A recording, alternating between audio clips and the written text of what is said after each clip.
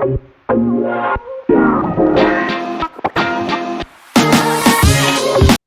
everyone, welcome to another episode of the Data Dojo, where we dive into the journeys of people who have shaped technology, data, and now AI.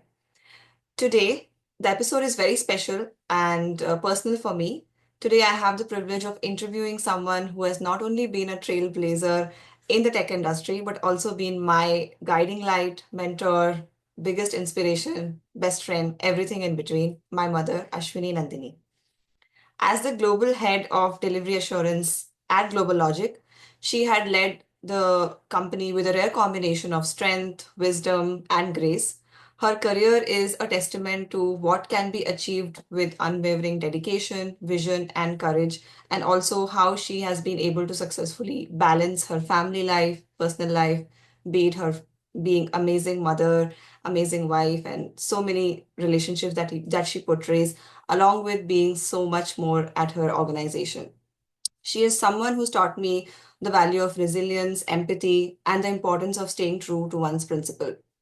Growing up, I always watched her transform challenges into opportunities, not just for herself, but everybody around her when it was about turning the Noida Center of Global Logic or into a hub of innovation or championing causes that mean a lot to her, being like education for underprivileged children, voicing her opinion for women in tech, that I also try to follow her full footsteps. She's always led the purpose that goes beyond her professional success.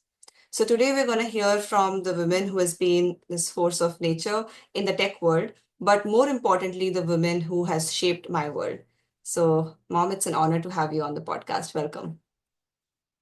Thank you so much, Swagata, for having me. It's a proud moment for me to be featured in your podcast. Likewise, it's an absolute honor for me. So let's start chronologically, and I want to know first, you've had such an illustrious career in technology and from leading the Noida Center at Global Logic to now becoming the global head of delivery assurance all over the world. So can you share like some pivotal moments throughout this journey? So, I've had an incredible career of over 3 decades, and it's very tough to pick up a few moments or to single out a few special moments. But nevertheless, I think there have been some decisions and moments which have which have really helped immensely in my career. So the first that comes to my mind is, when I took up an on-site assignment in the US, leaving a very young toddler you home. That I think that was a very brave decision, and you were in the care of your grandparents. But I think that kind of shaped me because living all by myself in US, learning to drive, learning to cook, clean, and be and not have any emotional support because those were not the days of WhatsApp. I could just do calls once a week using calling card. And then the several trips that I made, leaving you and your brother, the international trips, without feeling the guilt. And I think that added tremendously to my mental strength, and I became very, very strong. So I would say that was, the first time is always difficult, right? So that was tough, but very, very rewarding. The second I would say is when I took over Noida Engineering Center, I had an all-men team reporting to me. Most of them were nice, but there were some who were very, very tough. But I think that also brought out the best in me. I was determined to become a successful women leader. So I would say that was also a turning point. The third was when I took over as the delivery assurance head for APAC. And within a year, I participated in a global championship at CMMI SEI, and I was recognized as the Global Capability Champion Leader. So within 1 year of taking over a new function, which is absolutely new for me, and then getting global recognition was something that assured me a lot. Mhm. And I always love interacting with people. And I was told that you have a way with people, you bring out the best in people. I've built high performing teams, and I've always recognized high potential leaders. So I decided to become a life and leadership coach. And that professional certification definitely added to my to skill, which anyways was good, but I think it just gave, it just made me sharper. And getting all of these recognition, NASCOM recognized me as a women role model in ER&D in 2021, and very recently being recognized as an inclusion champion for women in tech. I think all of that just kind of affirmed my belief that hard work, perseverance, being at it, consistency, and the motivation to reinvent, to keep learning, I think, and with a dash of luck, of course, Yeah. kind of have gotten me where I am today. And I'm very, very grateful for that. Absolutely. Love it. And I mean, observing you so closely, I'm very, very proud and have so much, I have so much to learn from you and have so learned so much in the past. And especially love the fact that how much you voice your opinion about, encouraging women in tech because we need that a lot. Um, moving on, I really like the mantra that you have, and you have it on your LinkedIn as well. Slow down to speed up. It's a very short and sweet, but it's so meaningful and it's very intriguing. So, how was that philosophy, and how did you come up with that? How did that influence your leadership style and teams that you led? Yeah, so see, I believe both career and life need to be treated as a marathon and not as a sprint. There are times when when something has to take a back seat. I remember very distinctly that when you were in the final year of your school, the one request that you made was, "Can you just be around and not travel this year? Because I need you around and I need the emotional support." And that was a conscious decision. I decided not to travel that year. um, I did miss out on a few opportunities, I would say. But at the same time, the moment you moved to college, I bounced back, I would say. I took on all the opportunities. So that's what I mean by slow down to speed up. Because, you need to figure out and prioritize, because there are various stages of life where you need to figure out what is more important, what needs my priority at this point of time. So that's what has always worked for me. And, even in our professional life, there are days and there are weeks when there is a release or there's a lot of pressure and really need to go out of our way to be available. But there are also days when we can take it a little easy. So I think that's the balancing act that we all need to learn. With my team, what helps is I am able to develop a very personal and emotional connect with them. I know the emotional state of their mind. I know how much I can push, how much, when to push, how much to push. And I think that's what enables me to get the best out of them. And because of the connection that I build, they are able to open up to me. They're able to share what is going on in their life, of course, at a high level. So I think that's able to bring out the best in Yeah. them. Yeah. And I really like what you said that it's a marathon, not a sprint. And this soft skill of like identifying the what people are going through and reading people's mind is often underrated. And I personally did not value it much until I was exposed a little bit to leadership. And I always thought like, you're a good engineer, you can rise up, that work that you do, the output that you provide is all that matters. But learning those soft skills is so important and pivotal for your growth. So yeah, I'm learning that from you. So uh, thank you for sharing that. Moving on, so I'm very intrigued by you mentioned your, quality focus and delivery assurance has been your forte. But given that how fast we are moving, with AI and everything, things are changing every week, rather every day, something new comes up. In this fast-paced world, digital world, AI world, how do you balance the need for like structured quality deliverables with the agility and innovation that is required by the industry? No, absolutely. I think one size doesn't fit all, and that applies to quality as well. So at Global Logic, the function that I lead, delivery assurance, which is the quality function, where our aim is predictable delivery as we scale, and customer delight is what we strive for. So Yeah, end of the day, we need to make sure that what we deliver helps the customer and delights the customer. So it rests on three principles. The first and foremost is flexibility.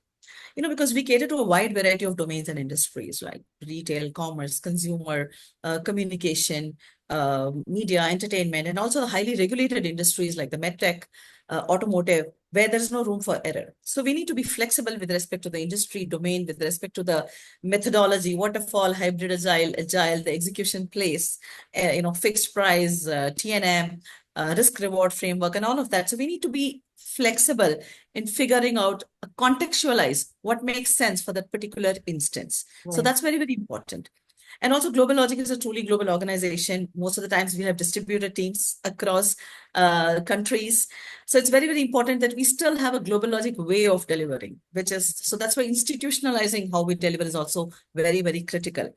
Yeah. And third is transparency. We need to be metrics driven. In the way we measure, track, report to our customers, real time data, and be transparent because that's how customers start to trust you, and Mm. that is reflected by the industry leading NPS that Global Logic has.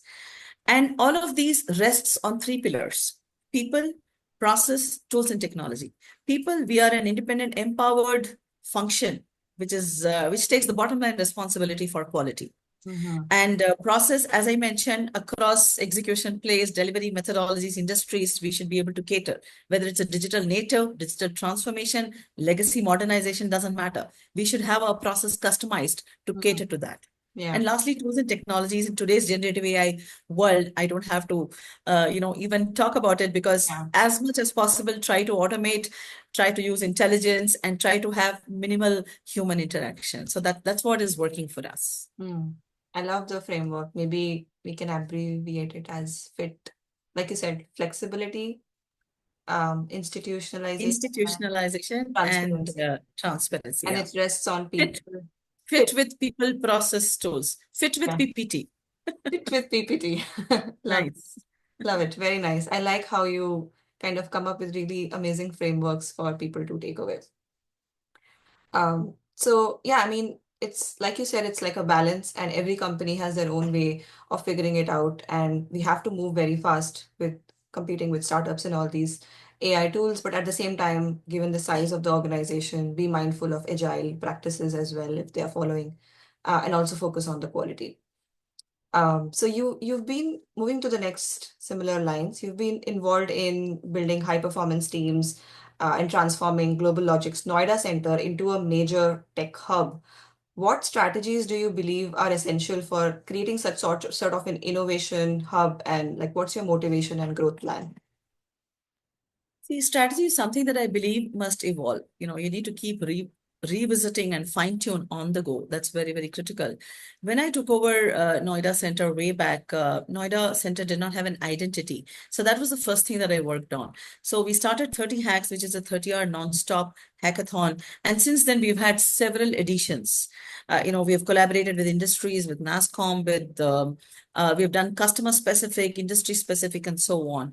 And all of that has certainly contributed to Noida becoming one of the most innovative centers, right?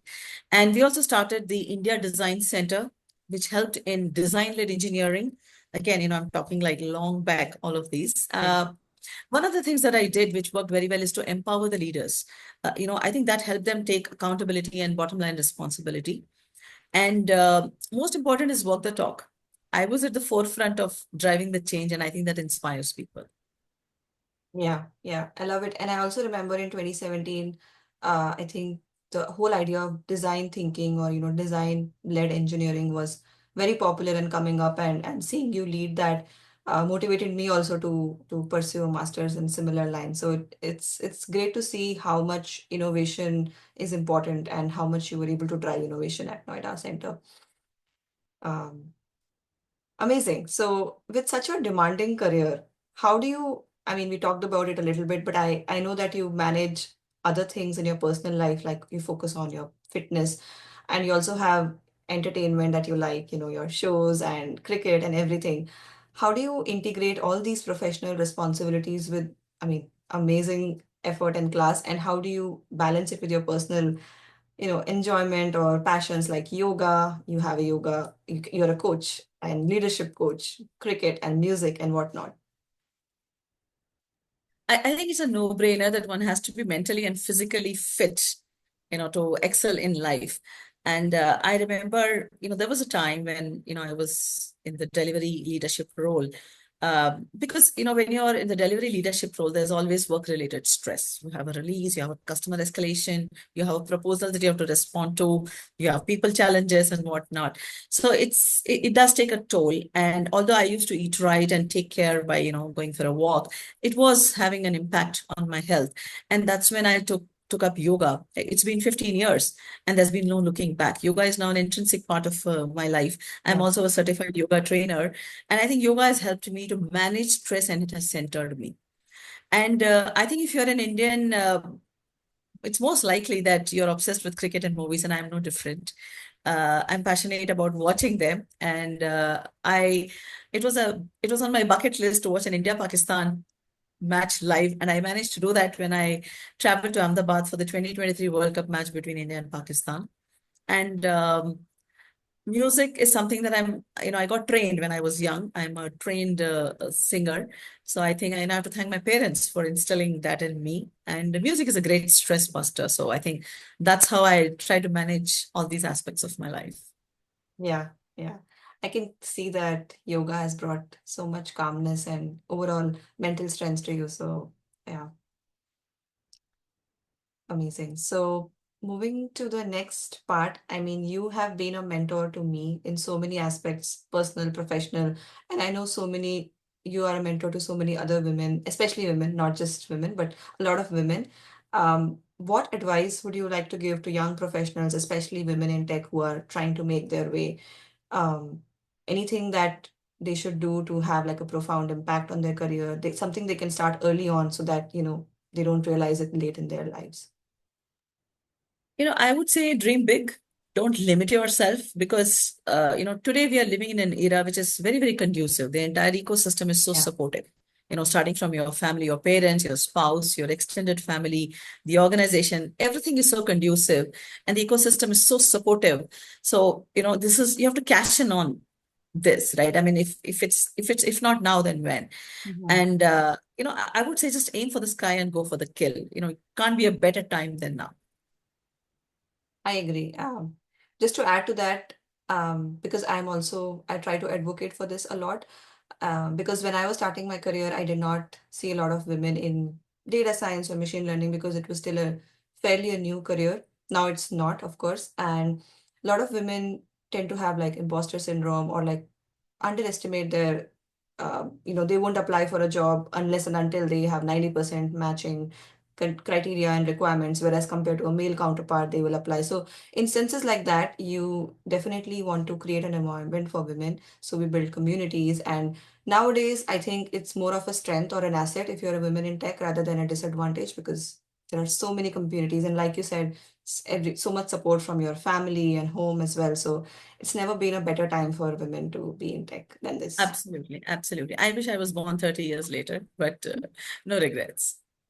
You did really well for your generation. So, yeah, beyond your work in tech and all the things you do in your personal life, you're also passionate about causes like education for underprivileged children and supporting old age homes. How do you see technology playing a role in driving such change for these social causes? I'm very grateful and thankful to God that I'm in a position to make life of a few people improve, right? So the reason these two causes are very close to my heart is because I believe that education can transform life of the individual and their family as well. And same for old people, I think they need a dignified life whatever stage of their life they may be in. So if by contributing you can bring a smile to their life and make it a little better, I think it's a blessing, right? And today technology is amazing because the causes that you are contributing to, right? You can pick and choose the cause that you're contributing to. You know how your money is going to be used. There is some accountability, right? So you know that it's going in the right hands. You can track. So, that gives me a lot of comfort that I know that my money is going into the right hands and for the right causes that I believe in. So I Mhm. think technology definitely helps. Absolutely. Are there any organizations that you would vouch for that our audience can? Yeah, there is a old age home called Ganga Old Age Home that I contribute to pretty regularly. Mhm. It's in Delhi NCR. I contribute pretty regularly to that. Whether feeding them or during a festival, taking care of their clothes and stuff like that. That gives me a lot of happiness. No better joy than that.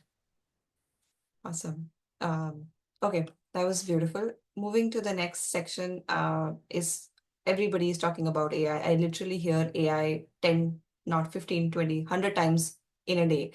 So, and I'm very impressed by the fact that you are up to date with a lot of things. So, the tech industry with AI is, constantly evolving, and it's hard for a professional like me who's working in AI to catch up with it. So, how do you keep yourself and your teams adaptable to all these changes? You know, I'm glad I was born when I was born because, Time change. when I started my career, the pace of change was a lot better. I started my career with mainframe, then after a few years, moved to VC++, then after a few years, I moved to Java. So the pace was something that was manageable. But Yeah, today, when I look back at young techies like you, I'm amazed because, the pace of change is lightning. yeah, Uh, it's absolutely impossible to keep pace, right? yeah, And what I do is I set aside dedicated time to read industry reports and tech trends. And I try and attend webinars and conferences. And thanks to COVID, many of them are now virtual. So it's a lot easier, yeah. to participate in these kind of conferences. I also talk to a lot of my industry peers to understand their perspective and get another point of view. I Hmm. think all of that helps. And what helps my team is the fact that I am trying to keep pace, and I think that's like I say, walk the talk. If I am trying to keep pace, why should they not try to keep pace? So I think Yeah, that is what motivates them. And given in my function, what I'm trying to do is generative AI for quality and quality for generative AI. So I'm trying to work on these two things. So when I say generative AI for quality is how can I use generative AI to transform my function? yeah, And quality for generative AI. We cannot today almost every engagement, there is some generative AI in place, some tools, some yeah, LLM. So we should know how to still ensure quality and all of those ethical considerations and security and yeah, compliance. yeah, That we must be aware of as a function. So that's what I try to challenge my team to work on these. yeah, yeah. Do you have any like favorite AI tool or something your go-to that you use? I have to thank you and your brother. And, it does help when your children are in the same field. So I keep getting tips from the two of you on the latest and the greatest tools. And I try and use, but I'm not very good at remembering the names because, like you said, every day there is a new tool coming up. So that's hard for me at Yeah, my age. yeah. But trust me, I mean, and I tell my friends that, oh, my mom and I talk about this new AI tool. They are like super. Their jaw literally drops. Like seriously. Um, Looking forward, you're talking about AI. Looking forward, what excites you most about technology and maybe specifically anything in AI that, because I feel like I have thoughts on this like AI in longevity space or AI in ag tech, or these are the spaces which are little unexplored. But curious to know, like, are there any aspects of AI or technology in general which excites you for the future? No, I'm super excited with this entire generative AI. I don't think it's a buzz. It is actually transforming how software is getting delivered faster at a much reduced cost and with better quality. So I'm really, really excited about how far we can go and how much of bandwidth of humans can be how much of bandwidth we can get for doing something more creative and something more meaningful while getting generative AI to do the more mundane tasks. I'm very, very excited about the possibilities. I just wish AI could wash my dishes and do my laundry. That's the most mundane task. I know, I Then know. write That's software for luxury. me. I would That's a I would luxury we have happily. in India. That's a luxury we have in India. So that's not a challenge for me. Yeah, awesome. Awesome. That those were all the main questions. I want to move to our fun segment, which is the lightning round, and hope you are ready for it. I'm going to ask some questions and you have to answer it without thinking too much. Sure. Right. First question. Who is your biggest inspiration in life? Again, there are many, but I would say Indra Nooyi is somebody who fascinates me because coming from a small town in Yeah. southern India to being the CEO of PepsiCo, and then she's a mother, daughter, wife. She's played all of these roles with so much. I mean, I don't have words. I think she inspires that Mm. you can have it all. True. She is very inspiring for all us women in tech. What's the one tech tool you can't live without? The phone, the smartphone, especially in India, because I don't even remember when I last carried cash. I can make all the payments, Yeah, and all my documents are in digital lockers. So I just carry my phone and I feel complete. yeah. It's crazy how much digitalized India is. How do you start your day? With yoga, 45 minutes if I'm not traveling. If I'm traveling, if I have meetings, I try to go for a walk during the day whenever I can squeeze about 40 Yeah, minutes. amazing. Is there any book you would recommend for anybody looking to improve their leadership skills, book or podcast? There are many books, and I used to read a lot at one point of time. Now, not as much. Two books which definitely helped me is one is Start With Why by Simon Sinek. I Mhm. think you need to know the purpose, why you're doing anything that you're doing. So I think that Yeah, purpose is very, very important. yeah, And the other is Execution by Ram Charan. I think the discipline of getting things done, and I'm very action oriented, task oriented. I like to get yeah, things done. So yeah, that is certainly, that's something that I really like, because a lot of people talk about strategy and stuff, but I think you also need to get things done. So yeah, that's very, very important. So that's yeah, that's something that I like. yeah. I would definitely give that a read because I can clearly see how much you are able to accomplish and pack in a day. Um, what's your go-to activity to unwind after a long day?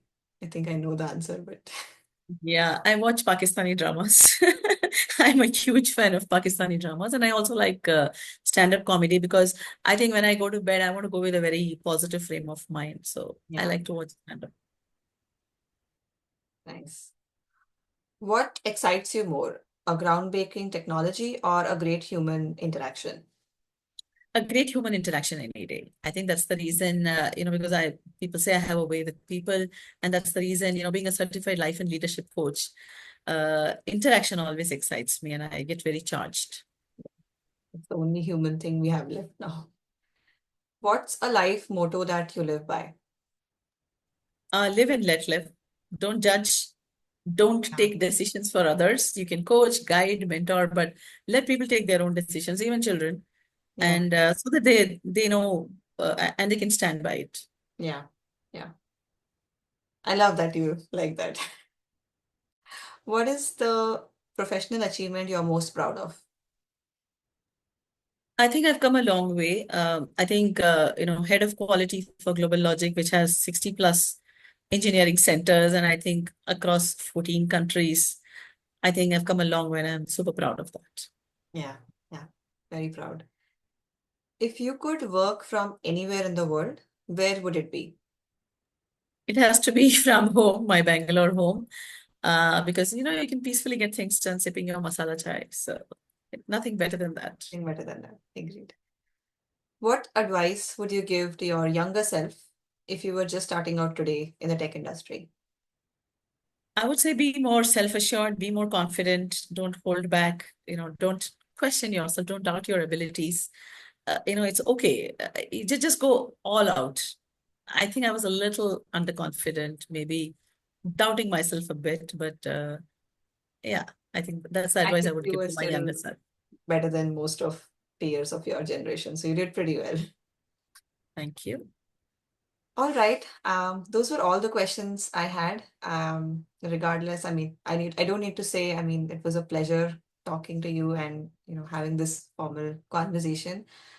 Is there anything you would like to say to the audience, to women in tech, to anything, anybody who's listening to you? Any No, word? I mean, I Yeah. would say it's a privilege. I don't think I ever expected that, you would interview me and I would be sitting on the other side. So I think as a mom, it's a very, very proud moment for me. And I wish you the best. And I wish all the women out there, like I said, go for it. Don't hold back. This is the best time to be a budding women leader. So just go all out and live your dreams. Love it. And I mean, credit goes to you for pushing me to do this podcast. This wouldn't have even happened if you didn't push me. And very happy to do this on Women's Day, International Women's Day. So Thank you so much, Swagata. All thank the best. you. Thank you.